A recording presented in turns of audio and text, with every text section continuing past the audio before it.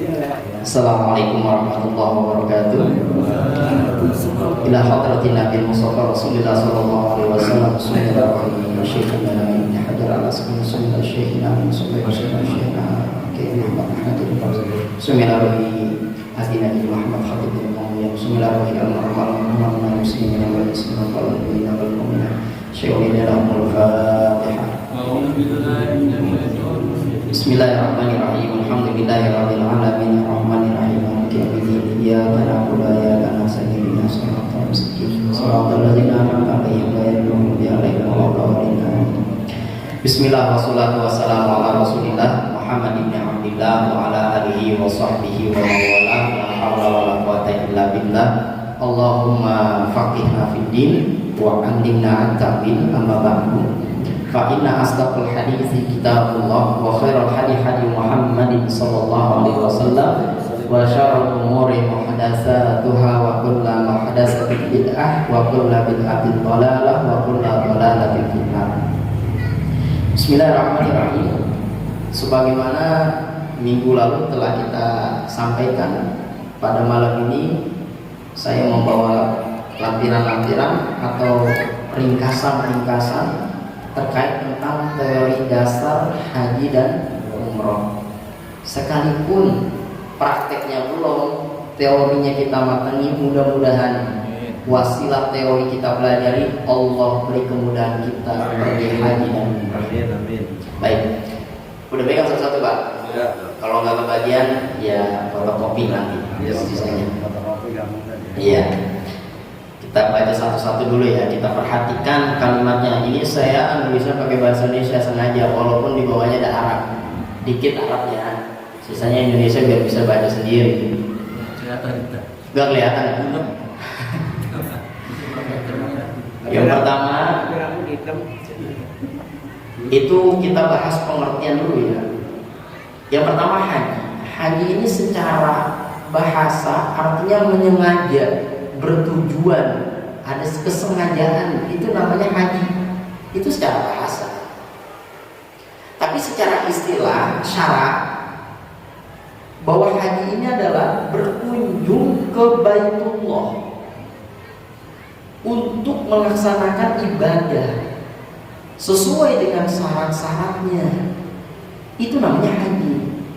Jadi kalau ada orang pergi haji ke Baitullah, tujuannya selfie, tujuannya pamer, tujuannya sombong, itu bukan haji namanya Pak. Nggak tahu apaan itu Pak. Jalan-jalan kali bisa jadi itu. Tahu. Ya. Tahu. Yang namanya haji apa?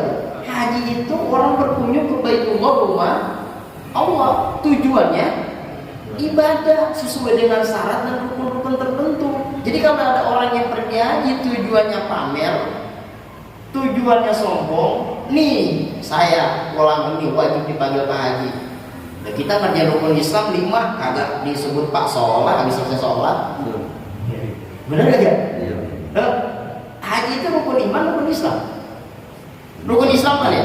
Islam yang ke 5 ya kan ya? Nah kita udah syahadat belum? Udah kan ya? Ngapa nggak dipanggil Pak syahadat?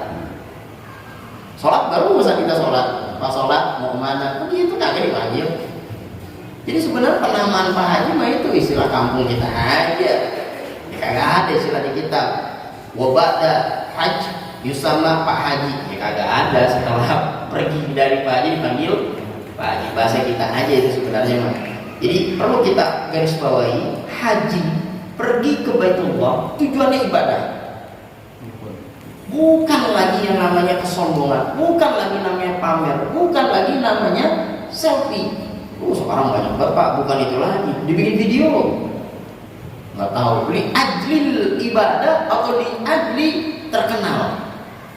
Itu penentuan kepada diri kita.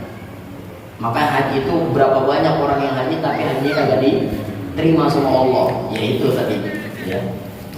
Nah ini definisi umum, ya, secara terminologi dan secara etimologi terkait tentang haji. Yang kedua, ada istilahnya umroh, haji dan umroh. Apa sih umroh? Umroh itu secara bahasa artinya berkunjung. Umroh itu artinya apa? Berkunjung. Secara istilah apa? secara istilahnya sama haji. Berkunjung ke Baitullah untuk melaksanakan ibadah. Sebenarnya haji sama umroh maknanya sama, Pak. Maknanya sama gak? Sama. Berkunjung ke Baitullah untuk ibadah sesuai dengan syaratnya, rukunnya, sunnahnya, larangan persis sama haji sama. Membedakan umrah sama haji apa? Batas waktu. Kalau dikata batas waktu ya masuk kategori bulan. Ya. Kalau haji dilaksanakannya pada bulan Zulhijjah. Lah kalau umroh bebas, Pak. Kapan aja, yang penting ada duit. Lah kalau ada duit nggak susah berangkat. Kapan juga? Kapan aja boleh umroh, benar? Padahal mana haji dan umroh sama. Berkunjung ke rumah Allah tujuannya ibadah. Nah, itu dua tuh antara haji dan umroh. Nah, ada rukun dan ada wajib umroh. Ini ada sedikit perbedaan. Terkait tentang masalah rukun dan wajib itu ada perbedaan. Tapi terkait makna umroh dan haji secara istilah sama. Oke, kita masuk ke poin hukum. Apa sih sebenarnya hukum haji sama hukum umroh? Pertama, melaksanakan ibadah haji juga umroh, hukumnya haji dan umroh nih, hukumnya. Pertama, fardhu ain, wajib. Berarti kita semua ketika dihukumkan taklif sama Allah wajib pergi haji. Ini kita masih bahas hukum ya. Berarti kalau kita nggak mampu wajib sebenarnya mah karena kita kagak mampu aja. Kalau ngutang boleh? Ya. Boleh nggak itu ngutang? Nah kan itu kan dari hukum langsung masuk ke pertanyaan. Nggak apa-apa langsung aja Pak masuk ke pertanyaan. Bagaimana kalau misalnya kita ngutang? Umroh, haji ke umroh. Kalau bayarnya kuat, bayarnya ini memang sesuai dengan aturannya, berarti dia masuk kategori mampu. Silakan, boleh. Kan itu apa? Manis taqa'a ilaihi sabila. Kalau mampu kan ya. Nah sekarang dia ngutang, tapi dia berani, bisa nyicil, mampu nggak? Ya udah, sah. Walaupun nanti ada ulama ya, itu perbedaan ulama. Tapi saya lebih condong sah itu. Oke. Jadi kita Pak dihukumkan semuanya wajib pergi haji. Hukumnya fardhu ain. Terkait nanti kewajibannya mampu atau enggak, saya nggak bahas ke sana. Hukum dasarnya itu saya bahas bahwa haji umroh wajib fardhu ain buat kita seorang. Itu fardhu ain memenuhi syarat Pak. Apa syaratnya? Pertama Islam. Islam dulu ini kalau lagi Islam agak wajib. Ya. Yang kedua balik. Balik itu udah deh dewasa. Buat laki-laki dewasanya apa? 17. Enggak mesti. Masih akhir. Sekarang 12 itu balik. Masya Allah 12 udah balik. Buat laki-laki kan tanda mimpi bahasa. Kalau dalam kitab fikih itu sempurnanya 15 tahun. Sempurnanya. Tapi usia 9 itu udah pada mimpi, udah pada haid. Buat perempuan. Ya, pokoknya balik ke syaratnya. Yang ketiga berakal, berarti bukan orang gila. Dia Islam, dia balik, tapi gila, wajib gak? Ada Pak, gila, dia puasa gue kagak dosa, dia kagak puasa kagak sholat kagak.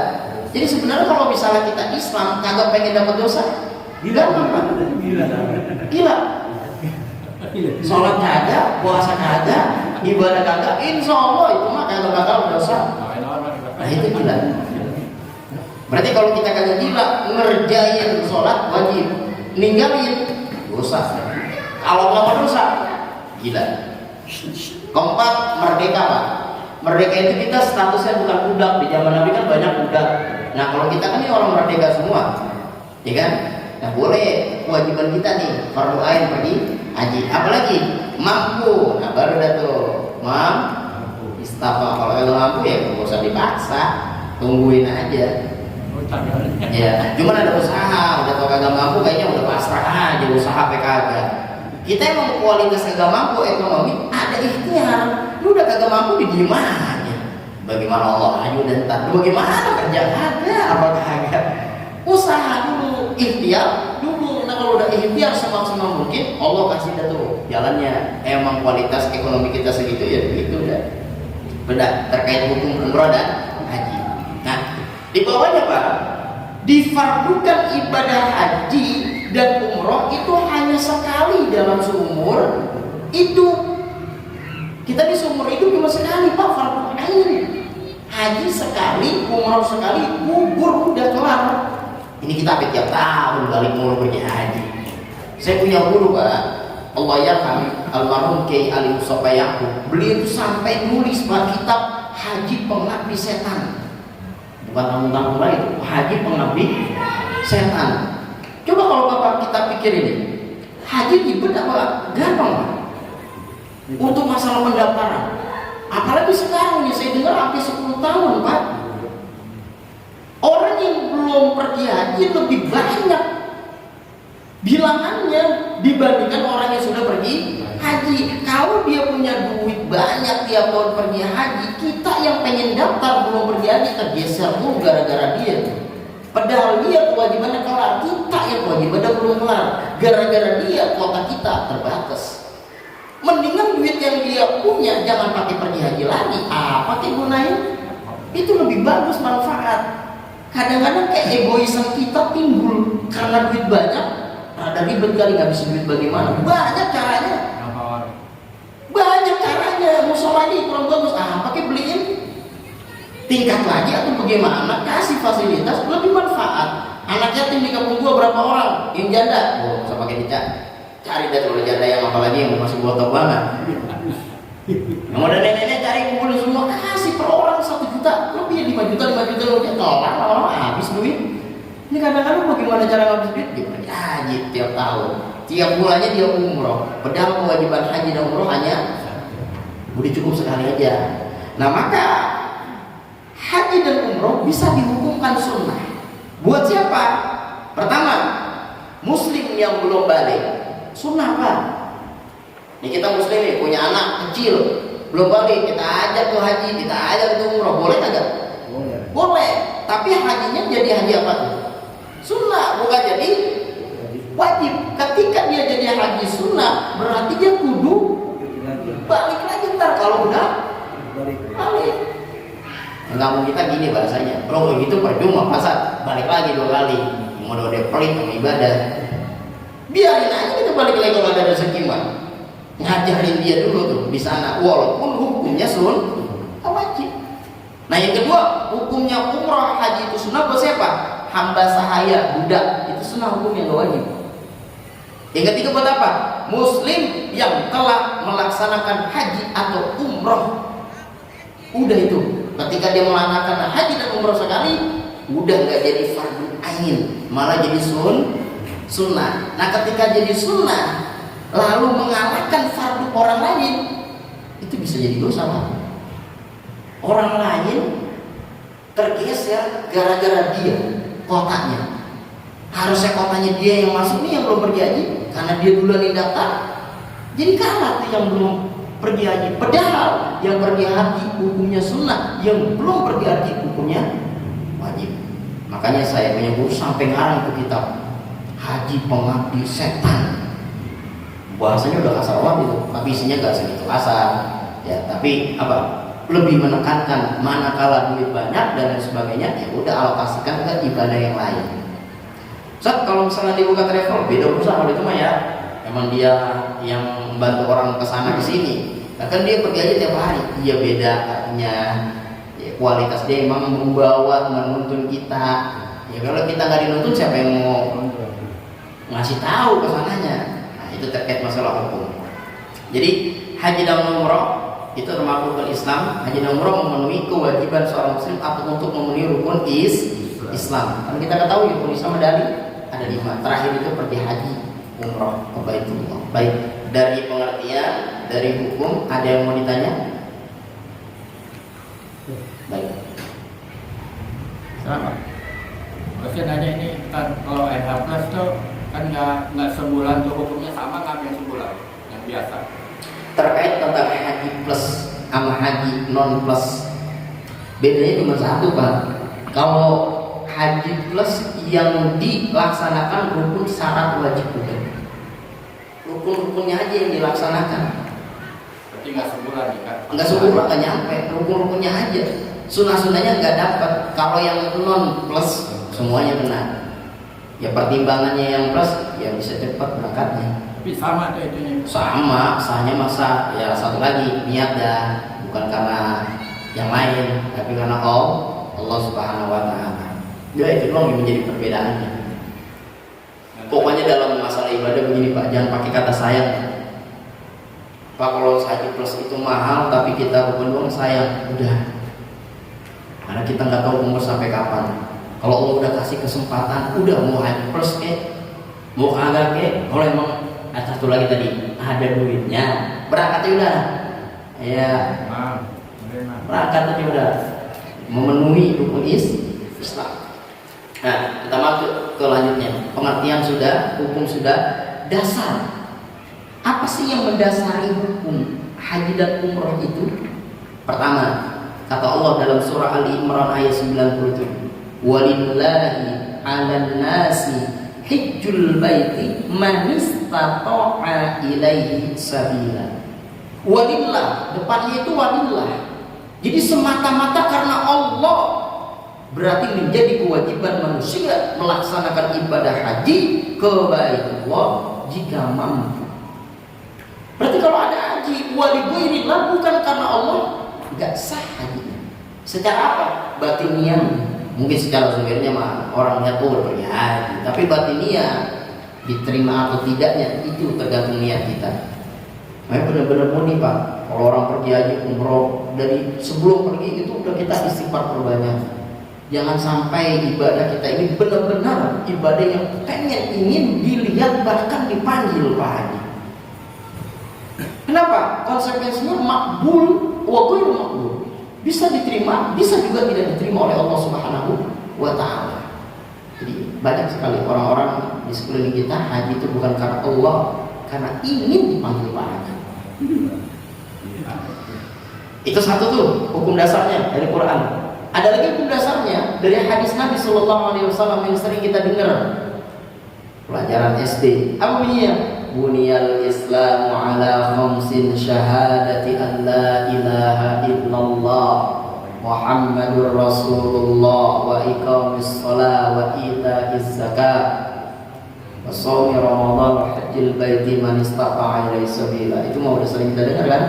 Jadi ini mendasari dua dalil ini bahwa haji dan umrah wajib. Bisa dikatakan sunnah tadi kalau dia sudah pergi. Ya. Nah, lanjutlah. Selesai kita terkait tentang dasar hukum. Nah, kita dalam ibadah haji sering dengar yang namanya rukun dan wajib. Benar kan ya? Ada rukun haji, ada wajib haji. Ini ada perbedaannya Pak. Apa perbedaannya? Ayo kita baca. Dalam selain ibadah haji, pengertian rukun dan wajib sama. Selain haji, sholat, rukun sholat, wajib sholat sama. Zakat, rukun zakat, wajib zakat sama. Tapi kalau haji berbeda antara rukun haji dengan wajib haji. Apa? Kita terusin dulu.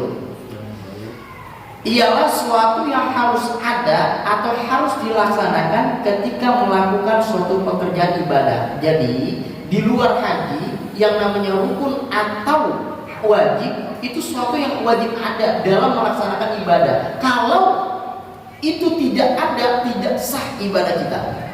Dicontohkan sini. Seperti membaca Al-Fatihah dalam sholat. Tanpa membaca Al-Fatihah, sholat seorang dihukumi tidak sah. Karena Fatihah termasuk rukun atau bacaan yang wajib dibaca ketika sholat. Artinya di luar ibadah haji seperti sholat, rukun dengan wajib sama. Tapi untuk pelaksanaan ibadah haji, rukun dengan wajib itu berbeda. Makanya dikatakan di bawahnya Pak.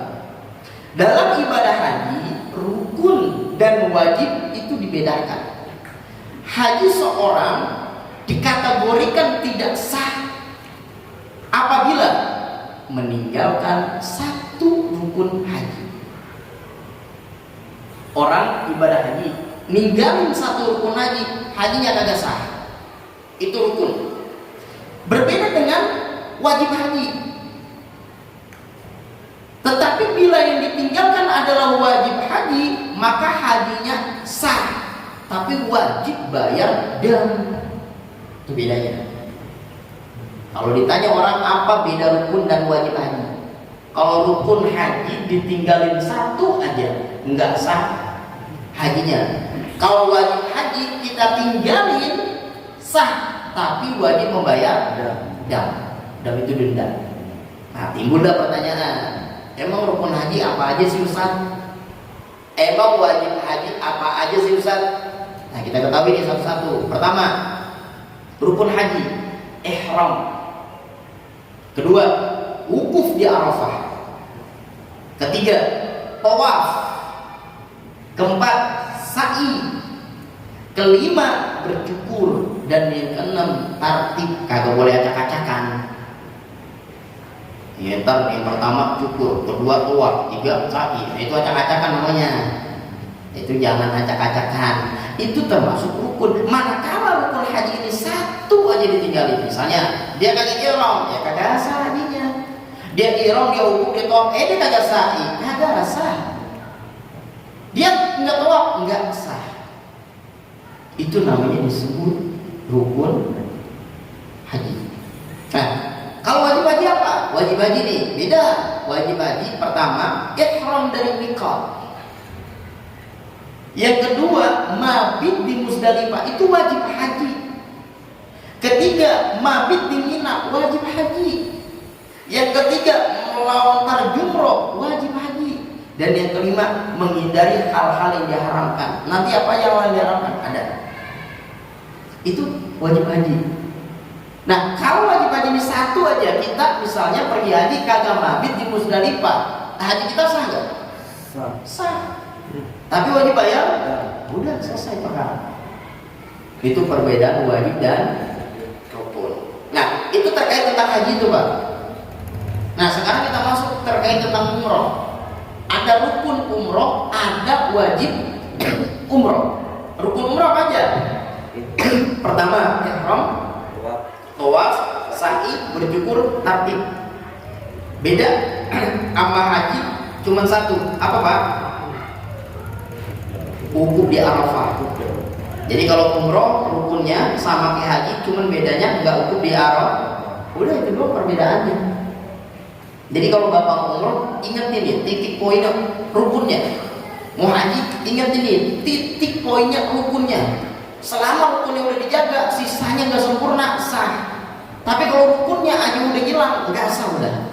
Jadi kalau kita mau pergi haji, gampangnya Pak, sama umrohnya, hafalin rukunnya. Nanti di sana pelaksanaannya kita hitung tidak rukun haji, ihram, wukuf, tawaf, sa'i, bercukur, tartib, udah kelar semuanya, aman Pak. Sisanya itu sunnah-sunnahnya, artinya masih kekurangan atau tidak ngerjain, aman. Atau wajib haji kita gak kerjain, masih kurang aman kalau kita kagak bayar dam. Jadi perlu kita perhatikan, poin pertama adalah rukunnya, poin kedua wajibnya, sisanya nilai-nilai sunnah. Nah, kalau wajib umrah apa? Satu, ihram dari miqat. Kedua, menghindari hal-hal yang diharamkan. Udah, itu wajib umrah. Selesai itu perkara terkait tentang masalah perbedaan rukun dan wajib di haji dan di umrah. Baik, yang sini ada yang mau ditanya? Silakan. Terus aku tanya ini kan wajib haji ada 5 ini. Iya. Seumpamanya kelima-limanya nggak dikerjakan, itu bayar damnya sama nggak dengan satu saja ditinggalkan atau gimana? Oh, satu ibadah tinggalkan satu, bukannya satu paketan. Oh. Udah, ini kayaknya mau dipaketin aja, tinggalin semua. Ya, iya, satu kali ya satu, tinggalin. Masa lupa semuanya. Ya makanya itu ada istilahnya travel kan sebenarnya membimbing. Ada orang yang membimbing itu sebenarnya. Kalau ada orang yang diamanahkan untuk membimbing, tiba-tiba nggak membimbing, dosa dia itu. Dan kita yang belum haji sama umroh kan nggak tahu mana rukun mana wajibnya. Yang di sini kita tidak tahu jalannya bagaimana. Kan dia yang sering mondar mandir, belakang dia diem aja, nggak HP mulu. Ya Allah, dosa itu melepas tanggung jawab. Nah, udah tuh kelar terkait masalah pengertian, masalah hukum, perbedaan rukun dan wajib. Nah, sekarang kita bahas terkait tentang hal-hal yang diharamkan. Ustaz, saya mau tanya itu. Baik. Kita kalau semua misalkan udah bayar dam, nah uang damnya itu di sana untuk apa, Ustaz? Apakah untuk orang yang melaksanakan haji yang kita tinggalkan atau apa, Ustaz? Ya, terkait tentang pengalokasikan uang pembayaran dam, ya di sana ada, ya Allah alam untuk apa, yang pastilah untuk menambal kekurangan wajib haji atau umroh kita. Apa di sana dibagikan ke fakir miskin, apa di sana diberikan yang namanya apa? Seekor kambing untuk bayar dam. Nanti kita bahas di bawahnya ada tata caranya itu. Yaitu terkait tentang pengalokasian penggunaan pembayaran dam itu untuk apa. Jadi kita masuk ke hal-hal yang diharamkan, ya. Jadi yang dimaksud dengan muharramat Pak adalah ibadah dalam haji dan umrah adalah larangan dari mengerjakan pelanggaran, dari meninggalkan kewajiban. Akibat dari melanggar larangan ini diwajibkan bayar dam. Itu yang dimaksud dengan larangan atau muharramat. Apa-apa aja jenis larangannya itu saya perintikan di bawah. Nah, sekarang kita masuk kategori dam dulu. Dam ini artinya Pak darah secara bahasa. Damun artinya apa? Darah. Nah, dalam ibadah haji atau ibadah umroh, dam berarti sanksi atau dendaan karena adanya pelanggaran. Jadi bedain tuh Pak. Bahasa Arab unik Pak. Kalau bahasa Arab babnya haji, dam denda siksa, dendaan atau pelanggaran. Tapi kalau misalnya dam kajiannya fikih dan terkait tentang masalah hukum, apalagi bab air, itu artinya darah. Jadi kalau kita ngaji ditebalikin haji dam kita artiin darah, giliran di bab suci dam kita artiin sanksi. Wah, terbalik itu ngajinya, keder aja memahaminya. Jadi istilah bahasa Arab itu sebenarnya banyak, penempatan lokasinya di mana. Dam aja maknanya banyak, bisa darah, bisa denda, bisa sanksi. Nah, bentuk dam bermacam-macam. Jadi tergantung jenis pelanggarannya. Menurut sifatnya dam terbagi menjadi dua. Ini dam nih, sanksi dalam haji ada dua. Yang pertama ada dam tartib, dam berurutan. Ini adalah sifatnya dam yang memiliki beberapa poin dan pemenuhannya hanya satu dan harus berurutan dari yang pertama. Sifatnya tuh, karena berurutan dam yang tartib. Ada lagi namanya dam takhir, dam pilihan. Kalau pilihan berarti sifat damnya memiliki beberapa poin dan pemenuhannya boleh memilih salah satunya aja, nggak harus berurutan. Nah, oke, kita lihat. Nih jenis pelanggarannya dulu. Satu, pelanggarannya mengerjakan haji tamattu. Yang kedua, mengerjakan haji qiran. Yang ketiga, tidak tawaf wada. Yang keempat, tidak mabit di Muzdalifah. Yang kelima, tidak mabit di Mina. Yang keenam, ihram tidak dari miqat. Yang ketujuh, tidak melempar jumroh. Ini kan kategori wajib haji Pak, ya kan? Nah, ini kalau misalnya dilanggar, termasuk jenis dam tartib berurutan. Caranya bagaimana bayarnya? Pertama, menyembelih seekor domba. Berat juga nih, wajib haji kalau dilanggar. Mesti itu damnya, menyembelih di mana? Seekor domba atau kambing. Lalu yang kedua nih, puasa selama 10 hari. Pelanggarannya 3 hari ketika ihram, 7 hari ketika pulang ke Indonesia, kembali ke kampung 2 hari. Itu terkait pelanggaran ihram wajib haji. Ketika ditinggalin wajib bayar dam, nyembelih, dan wajib puasa. Itu bayarnya.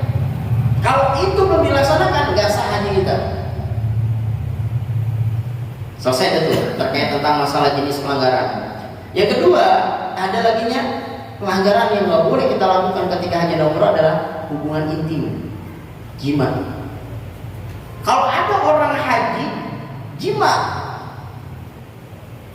dilakukannya itu sebelum tahallul awal, maka jenis dan tertib cara membayar dam pertama nih harus terpenuhi. Menyembelih seekor onta. Nah, bayangin onta berapa juta. Kedua, seekor sapi. Ketiga, 7 ekor domba. Yang keempat, puasa lamanya seharga unta dibagi 1 mud kali 1 hari. Makin ribet, Pak. Makanya tahan di sana. Niatin ibadah karena Allah. Ya.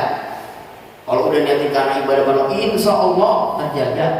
Ya, namanya nafsu kan kita yang ngendaliin, Pak. Makanya kata Nabi, musuh yang benar-benar berat, jihad yang benar-benar berat adalah lawan hawa nafsu. Baik, yang sini nih langgaran-langgaran tuh. Ada lagi langgaran.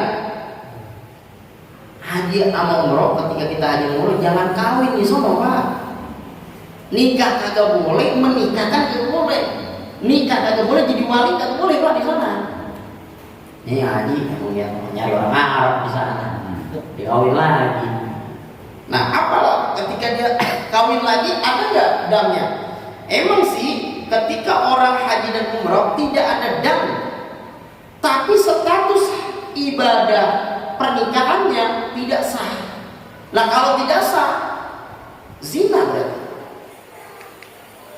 Walaupun dihadiri saksi, dihadiri wali dan lain sebagainya, hak pernikahannya tidak sah.